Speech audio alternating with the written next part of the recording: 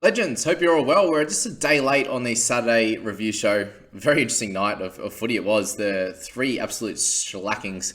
The lowest margin being 36 in this Eels v Dogs one, 40-6 for Sharks v Manly, and the ridiculous Roosters v Tigers game. So we'll start off with the Eels and the Dogs, and another great score from Dylan Brown, obviously bagging 2 tries and 2 try assists with 104 metres gained. So a spectacular game from him, and if you picked him up a few weeks ago hoping that Moses would be out for longer, he did come back, but it didn't matter for both of them. They both played really well and put on a bit of a cricket score against the Dogs there. So we had Opacek as well at a big game, which was obviously a little bit more surprising.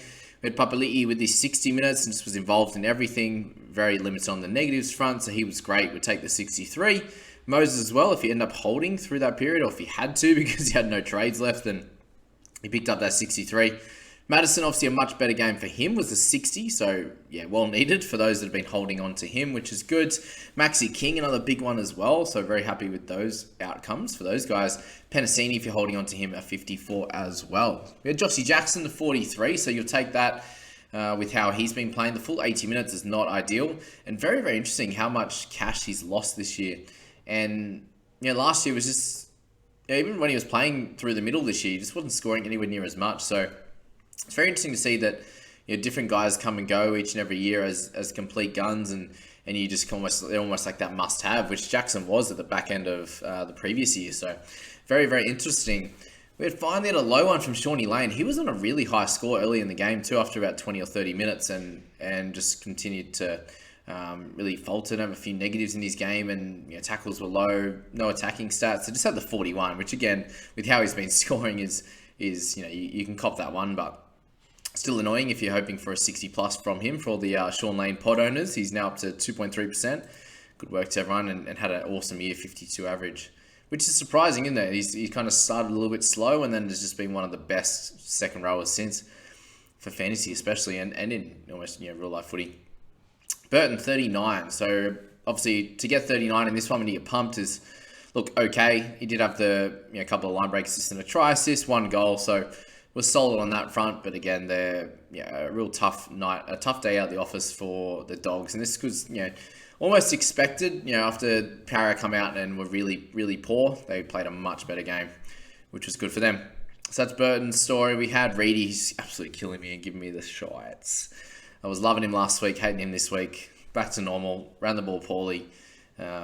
Just some negatives in there, a couple of errors, penalties, limited tackles, which made sense with them smashing him. But no involvement in that offensive side. Obviously, getting the ball out to Moses, getting the ball out to Brownie to do their thing. It makes sense, but not ideal. For Tyler Mariner, 32. So he got a solid one, for the most part, in what you're hoping for him to get the 80 minutes, and the 5 missed tackles, not ideal. Still 88 meters for no attacking stats was a bit sad if you're playing him this week after how well he played in that previous game, even though the Dogs had a shocker that week.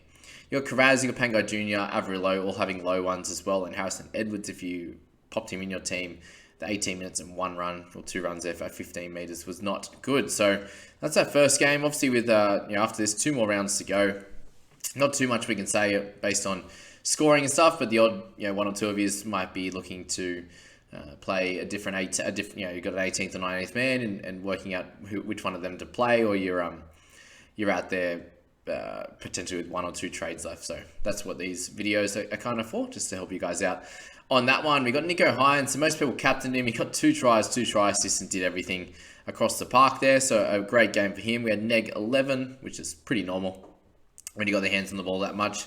Royce Hunt, so a big 70 for him, and a second try in back-to-back weeks, which is pretty cool. Really involved in everything. 4 offloads, 6 tackle breaks, 25 tackles, and 100 meters, along with that try and a line break assist there. So congrats to him. Great to see DC back doing his thing, back running 109 meters. So even a beaten team, he was still able to get 68, which was good, along with Olakawatu with his 61. And those 2 guys really dominating this game for the Manly boys, along with someone like Talata Kola, who had a solid game, a line break there in that one. Good tackle breaks, just a few positives across the board, which was good. Ikavalu returned with a nice couple of tries. He always seems to average pretty well every year, doesn't he? Another 44.3 average this year. So he's not someone that's losing too much in value.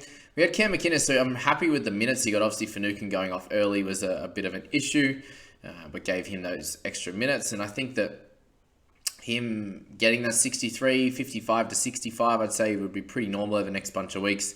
Tackles were pretty low, obviously, in this one, and very limited on the attacking stats, with the tackles being low, just with them having so much ball and doing well there. If you played Kohler, you're really happy with that, as we kind of mentioned there. Lockie Miller does his thing at the back there without, without any try assists or tries, still able to get 48 with that 10 tackle breaks and 200 metres gained, so he was great.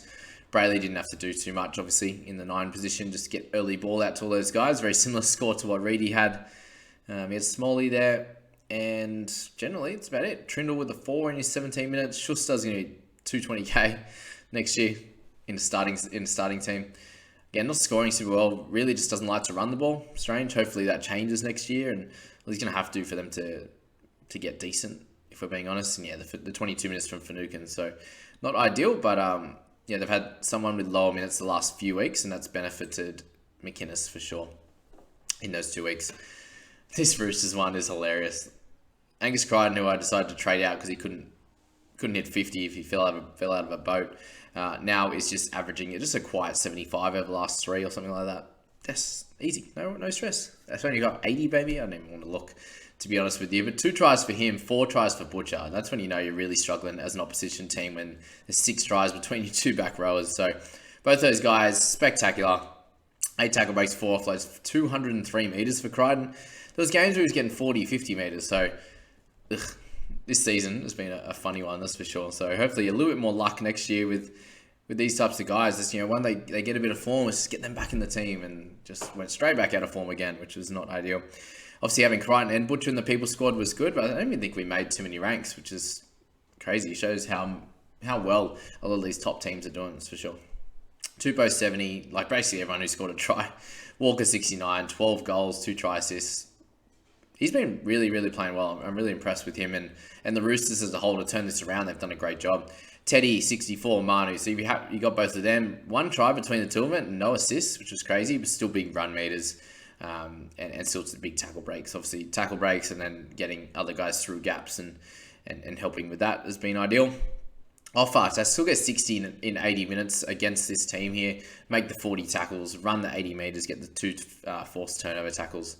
That was really impressive to still do that. Same with Pole, Punua Pole. He's had 3 forced tackles as well, and a try saver. So obviously one of them being in one of those forced turnover tackles in a try scoring situation gets you big points there.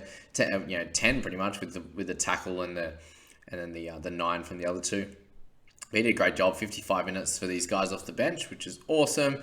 Radley was solid if you own him. Egan Butcher, the Verrills again didn't have to do a heap. That 1 try assist. Adam Dewey to get 42 in this game, pretty solid, to be honest with you. Still had a line break, kicked his goal, still a couple of tackle breaks, another forced tackle as well. So the amount of tries Roosters score, they still had a lot of errors, which is funny. Every time there's a turnover tackle, it's from a Tigers guy in this game, which is funny as.